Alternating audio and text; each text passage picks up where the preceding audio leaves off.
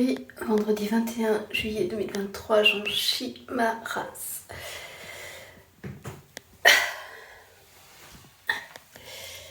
Les fémurs me font super mal. Les épaules un peu aussi. Alors je vous dis pas, rien que pour se lever, s'asseoir, se baisser ou se déplacer. Je préférerais prendre une position antalgique. Alors qu'est-ce qui s'est passé pour que j'en chie ma race comme ça? Ma généraliste veut que j'arrête la morphine, alors je suis repassée au tramadol, mais le tramadol c'est pas assez fort, donc j'ai très mal. Et j'arrive pas à dormir la nuit tellement j'ai mal. Et aussi j'ai essayé donc le CBD à des doses plus importantes, comme on a fait des essais pour le SAMA, pour voir s'il y a un diagnostic de SAMA avec la spécialiste. Et comme j'avais constaté il y a 2 ans, en fait, quand je monte mes doses de CBD, au lieu de faire baisser ma douleur, ça me l'augmente. Le CBD, ça me détend pas, ça me fait pas dormir. Au contraire, moi qui suis tout le temps fatiguée, qui dort toute la journée, ça me booste un peu. Alors je comprends pas pourquoi le CBD, il me fait exactement le contraire de ce qu'il est censé faire à tout le monde. Voilà. Mais entre le fait que j'ai arrêté la morphine il y a 1 semaine et le fait que j'ai pris du CBD à dose un peu trop importante. Là, j'étais montée jusqu'à 500. Et après, quelques jours plus tard, je me suis mise à avoir des nausées, des petits spasmes intestinaux. J'arrive plus à manger depuis quelques jours. Comme j'avais raconté dans la vidéo du 15 février 2020, en fait, quand j'avais commencé à monter les doses de CBD, pareil. Mais j'ai une augmentation de mes douleurs. Donc bon, là je suis redescendue à 300 et j'attends quelques jours que ça se tasse. Je suis redescendue à 300 depuis mardi, on est vendredi. Enfin, j'étais déjà à 350 lundi. Voilà, et puis hier je suis allée voir un psychiatre puisque ma généraliste l'exige. Et il m'a prescrit de l'Effexor, de la venlafaxine. J'en ai pris un ce matin à 6h, parce qu'il paraît que ça avait l'air bien, puisqu'il paraît que ça réveille et que moi j'ai besoin d'arrêter de dormir tout le temps. Et puis que c'est bon pour les douleurs aussi. Et pour le moment, l'effet secondaire que je constate 6 heures après, c'est que je me mets à transpirer comme un bœuf, avec 37,5 mg. Pris ce matin à 6h, et voilà. Le 2e jour, je n'ai pas pris de vidéo. Et j'ai dû rester couchée toute la journée, je ne pouvais rien avaler, j'avais des spasmes d'angoisse, de nausées et de diarrhée. J'ai dû demander à mon mari de s'occuper des chats et de faire tout ce que je faisais d'habitude et je lui promettais de m'y remettre dès que je pourrais. Et ça me contrarie parce qu'il y a un chat, il n'y a que moi qui sais le soigner. Donc du coup, j'ai pas pu lui donner son traitement. Bon, par contre, mes douleurs le 2e jour allaient beaucoup mieux, elles avaient beaucoup baissé. Ce n'est pas grâce à l'Effexor, en fait, j'ai remarqué qu'il y a des jours où j'ai très mal pendant le mois et d'autres où j'ai moins mal. Docteur, ça fait 3 jours que je prends votre Effexor 37,5 le matin à 6h. Et je suis de plus en plus malade. Le 1er jour, j'avais juste l'appétit coupé et des sueurs.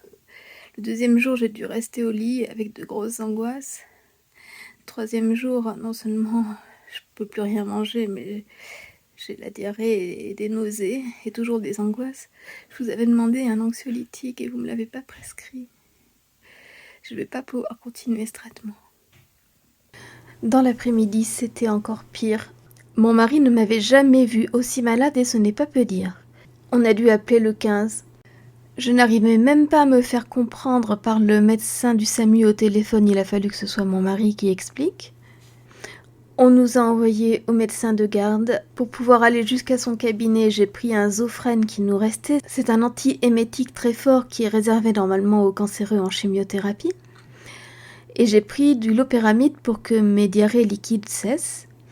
Et on est tombé sur un médecin de garde très compréhensif qui m'a dit qu'il fallait tout de suite que j'arrête l'Effexor, que je n'en reprenne plus, qui m'a prescrit des antidiarrhéiques, des antivomitifs, du spasfon et des anxiolytiques, le temps que les symptômes s'estompent.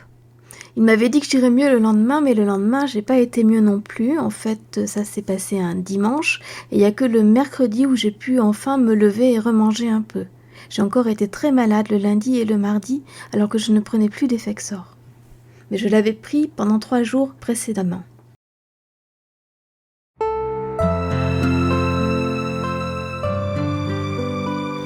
Bonjour, aujourd'hui je témoigne de mes expériences avec le Cymbalta et l'Effexor. Parce que quand on a des douleurs et de la fatigue chronique, ce sont des traitements de fond qui sont recommandés. Puis bon, moi j'étais contente de les essayer parce que ça semblait exactement correspondre à mes symptômes. Je me disais chouette, je vais arrêter de dormir tout le temps, ça va me booster. Et en plus, ça va faire du bien à mes douleurs. Bon. Alors il y a 11 ans, mon généraliste, non, en 2011, donc il y a 12 ans, mon généraliste me dit, tiens, pour la fibromyalgie, il paraît que ça c'est très bien, prends du Cymbalta.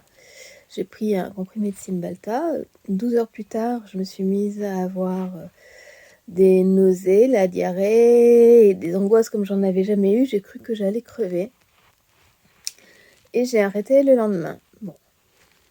Cette année, ma généraliste m'oblige à aller voir un psy. Alors que moi, les psys, j'ai déjà dit que je voulais plus les voir. Mais bon, il y en a un gentil en ville, alors je suis allée le voir, je lui ai expliqué. Je lui ai dit, voilà, moi j'aurais bien pris quelque chose comme le Cymbalta pour mes douleurs ou ma fatigue, mais je voudrais pas que ça me fasse la même réaction. Et puis il faudrait vraiment commencer à des petites doses.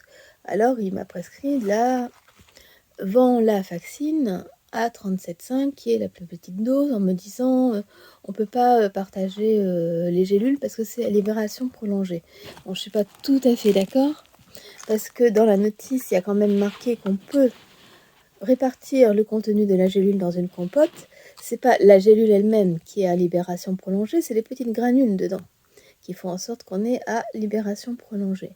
Donc, à la rigueur, j'ai entendu dire d'ailleurs que c'était très difficile à arrêter, l'Effexor, on peut, en partageant le contenu en ouvrant les gélules et en partageant leur contenu, on pourrait diminuer les doses. Alors, il me dit de la prendre le matin, parce que bon, il y a des personnes que ça fatigue, et il y a des personnes, au contraire, que ça booste.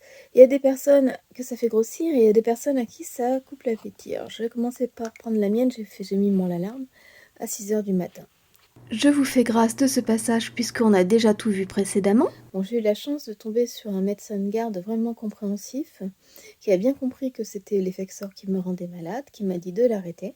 Parce que ma généraliste, elle me reproche de ne jamais persévérer avec le traitement que me prescrivent les psys parce que je ne les supporte pas. Alors là, moi, j'étais super motivée, j'avais super persévéré, je me suis dit ça va vachement améliorer ma qualité de vie et compagnie. Et il m'a dit mais non, mais vous y êtes hypersensible, il ne faut pas continuer ça. Et je lui ai dit mais qu'est-ce qui se passerait si par exemple je prenais la moitié d'une gélule une fois tous les 2-3 jours, histoire d'habituer mon corps petit à petit, quoi. Il m'a dit ben non, vous êtes tellement sensible que même avec des doses plus légères, vous seriez malade comme ça. Alors je l'ai arrêté, donc je n'en ai pas pris le lundi, mais le lundi j'ai encore été très très malade. Heureusement, il m'avait prescrit du Spasfon, du Vogalène. J'ai repris un Zofren le lundi parce que j'avais quand même de trop grosses nausées. J'ai pas repris par contre l'opéramide parce que bon, c'est vraiment, ça bloque tout le transit et je voulais pas le bloquer. Et le lundi, est-ce que j'ai réussi à manger quelque chose? J'ai peut-être réussi à manger une glace, enfin bon, presque rien. Le lundi, j'étais encore très très mal. Le mardi, je me suis dit, bon allez, ça va... Ah puis bon, je prenais aussi du Valium. Puis du Valium 5, puis du Valium 10, parce que j'avais des grosses angoisses. Le mardi, ben, j'avais l'impression que c'était un petit peu mieux. Alors j'ai essayé de me lever, mais à chaque fois que je me levais, j'avais des vertiges, je retombais. J'avais dit à mon mari qui était en dialyse ce jour-là, écoute, je vais essayer de faire la cuisine ce soir. Et puis je me suis levée pour aller ranger des machins dans la cuisine, donner à manger au chat. Purée, j'ai pas tenu, il a fallu que je me recouche. J'arrivais pas à me lever, genre plus de 5-10 minutes sans avoir des gros malaises. J'étais très très mal le mardi, j'étais couchée tout le temps. Je me dis mais c'est pas possible, j'ai arrêté ça dimanche matin, mais quand est-ce que ça va finir? Je me prends un énorme Valium pour passer une bonne nuit, et j'ai passé une nuit comme je n'en avais jamais passé, c'est-à-dire sans me réveiller, Alors que moi, d'habitude, je me réveille un petit peu tout le temps la nuit, hein, bon. Et le mercredi, je me suis levée, je me suis habillée et je me suis remise à mes occupations. J'avais plus de problème. Alors qu'on n'allait pas me dire que c'était à cause d'autre chose, je sais pas ce qu'elle va me sortir, ma généraliste. J'avais rendez-vous avec elle le mardi, mais je pouvais pas m'y rendre. Et alors je lui ai téléphoné pour lui dire de reporter le rendez-vous. Elle m'a carrément engueulée en disant que j'insistais pas assez, quoi, avec ce genre de produits. Mais je les supporte vraiment pas. Et quand je regarde sur internet, je vois pas de témoignages qui ressemblent aux miens. C'est pour ça que j'en fais un ici en vidéo. Parce qu'il y a marqué « à part une hypersensibilité ou une allergie à la molécule ». Alors je suppose que je dois faire partie des personnes qui ont une hypersensibilité à cette classe de médicaments qu'on appelle les inhibiteurs de la recapture de la sérotonine et de la noradrénaline, qu'on appelle les IRSN petit a. Voilà, et je sais qu'il en existe au moins un autre de cette famille, mais moi, il faut vraiment pas que j'en prenne. Et c'est dommage parce que quand j'avais discuté avec Asomast, Effexor et Cymbalta, ça faisait partie des médicaments qui soulageaient les symptômes du syndrome d'activation mastocytaire. Là, je suis un peu désespérée. Et sinon, contre la douleur, il y a aussi les antidépresseurs tricycliques, le Laroxyl et la Nafranil. Eux, je les supporte, mais un, ils me font hyper grossir. Et deux, ils marchent pas vraiment contre mes douleurs. Et trois, au moins le Laroxyl me fatigue encore plus que je ne le suis. Alors je sais pas, je reprendrai peut-être de la Nafranil, mais la dernière fois que j'en ai pris, ça n'a pas marché. À suivre, voilà. Mais il y a des personnes qui font des réactions comme ça, qui peuvent plus se nourrir, qui se vident par en haut et par en bas quand ils prennent cette classe d'antidépresseurs. Je fais cette vidéo pour qu'on le sache.